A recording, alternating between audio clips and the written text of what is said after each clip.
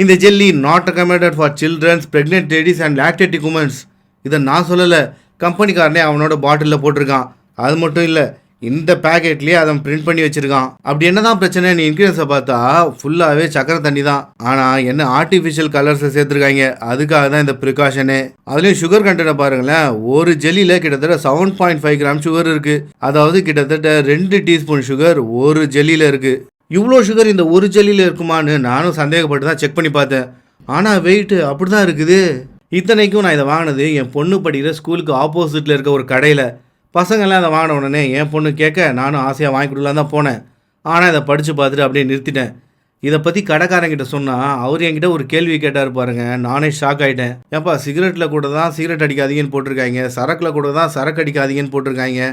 ஆனாலும் எல்லோரும் செய்கிறாங்கல்ல, அதே மாதிரி தான் இதுவும் அவன் ப்ரிகாஷனுக்கு போட்டிருக்கான்.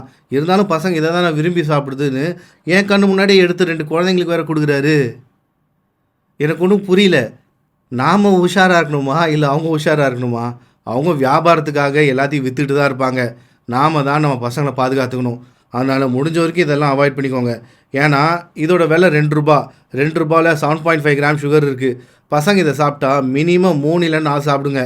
அப்படி இருக்கும்போது ஒரு நாளைக்கு தேவையான சுகரை விட அதிகமாக இன்டேக் ஆகும். ஸோ அஃபெக்ட் நம்ம பசங்களுக்கு தான், அவங்களுக்கு கிடையாது.